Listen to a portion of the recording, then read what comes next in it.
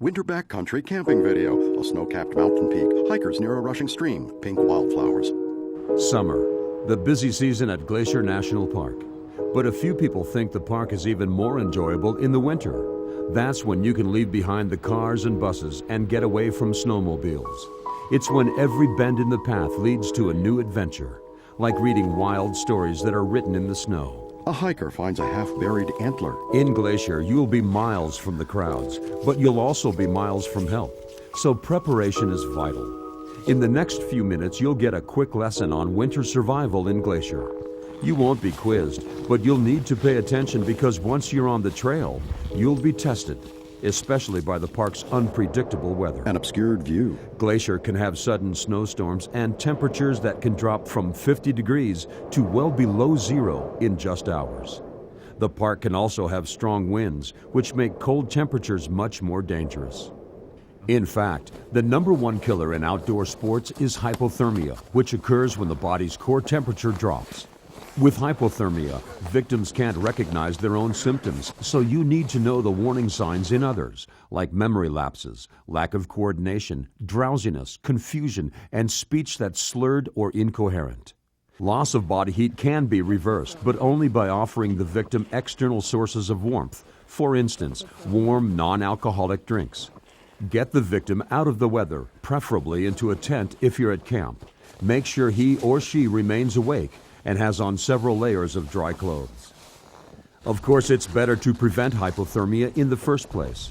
To do that, you need to drink plenty of fluids. And remember that if perspiration stays on your skin, you'll lose heat much faster to the wind.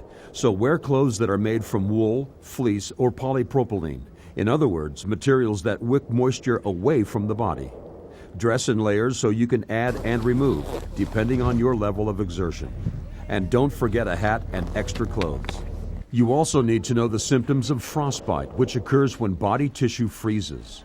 Look for patches of white on exposed skin, including ears, fingers, toes, and faces. Also, be aware that frostbite starts at the surface but can move to deeper tissue. Purple and black toes. You can prevent frostbite by keeping your skin protected and by stopping and rewarming your exposed skin. Once frostbite occurs, leave the backcountry as soon as possible and get to a medical facility for controlled rewarming. The best policy is to be prepared for any weather condition. Before you start your trip, check the forecast and have an emergency site selected in case you can't get to your original destination. Tapping snow off shoes. Trail conditions can quickly become more difficult due to a variety of factors, including rain, breakable crust, new snow, drifting snow, and even lack of snow.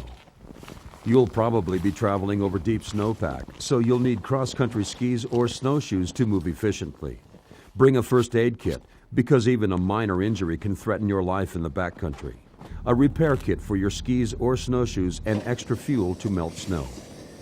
If you're headed for higher, steeper terrain, each member of your party should carry a probe pole, a shovel, and an avalanche transceiver, and should know how to use them. A handheld unit. Before you start out, you'll need to leave a detailed itinerary with someone you trust. If you haven't already done this, you should consider calling a friend before you reach the trailhead, because your permit will not initiate a search if you are overdue. Good luck, guys. We strongly recommend that you travel with at least one other person. However, the size of your party is limited to no more than 12 people. Once you're on the trail, keep a few travel tips in mind. Avoid skiing on frozen lakes, which can be treacherous. Be extremely careful crossing snow bridges and creeks. And if you're traveling to an isolated area, plan on breaking trail. Also, pay attention to local landmarks and remember that most ski trails are not marked, although some trails are indicated with orange blazes on tree trunks. If possible, maintain separate tracks for skiing, snowshoeing, and hiking. If the trail is muddy, walk in the middle to avoid damaging trailside vegetation. If you become lost, stay put and make yourself visible with smoke from a fire or by creating long straight lines in the snow. Make sure you have the latest weather report and the latest avalanche information. The mountains in Glacier are steep, so avalanches are a real danger. And you need to be able to recognize the danger signs. Look for naturally occurring avalanches and radiating cracks in the snow. Listen for the snowpack settling, which makes a kind of whomping sound.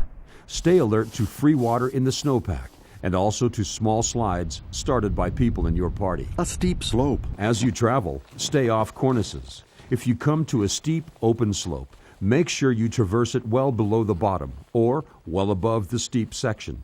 Even if a slope looks safe, survey the terrain and make a note of areas that could offer safety, such as ridges or groups of trees. Before you cross, loosen your pack straps, remove your ski pole straps, and make sure you've zipped up and fastened all of your clothing. When you set out, cross one at a time in single file.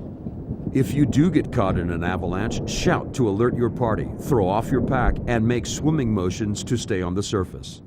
If an avalanche catches another member of your party, note the last place the victim was seen and mark the spot visually. After the snow stabilizes, assign a spotter to watch for more avalanches. Make a note of any safety zones and make sure you have an escape route. Go to the spot you noted and mark it with a visible object. Then search directly downslope. With your beacon on, probe the snow or look for clues in the surface. Remember that after 30 minutes, the survival rate for buried victims drops to 50%. So if you're the sole survivor, don't leave the scene unless help is only a few minutes away. A man shovels snow. Needless to say, when it's time to set up camp, stay far away from avalanche-prone slopes. And to protect yourself from the wind, stay away from ridge tops and open areas. For shelter, you should have a four-season tent, although experienced winter campers can also opt for a snow cave or an igloo if there's enough snowpack, or simply a bivy sack. If you're using a tent, place its doors at a right angle to the prevailing winds. You should have a four-season sleeping bag and an insulated pad. Wood fires are prohibited in winter, so you must have a self-contained camp stove. When you're choosing a campsite, keep a few other factors in mind. If your permit is for a designated campsite, you must dig out the pit toilet and use it. If your permit is for an undesignated site, you need to camp at least a half mile from the nearest campsite or other facility. Make sure you're at least 200 feet from any creeks or lakes and that you can't be seen or heard from roads, trails, or other campsites. If a pit toilet is not available, you should pack out human waste. However, if packing it out is not an option, you should dig a deep snow well at least 200 feet from any water source. Remember that camping is not allowed at cabins or other structures in Glacier.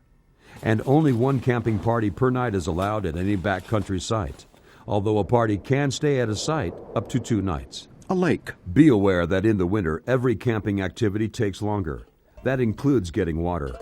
Even in the Glacier backcountry, it's a good idea to purify your water, and in the winter, the only surefire way to kill bacteria is to boil water for at least 3 minutes. That's because chemical treatments are ineffective at low temperatures, and water filters can freeze and become useless. Store your food carefully.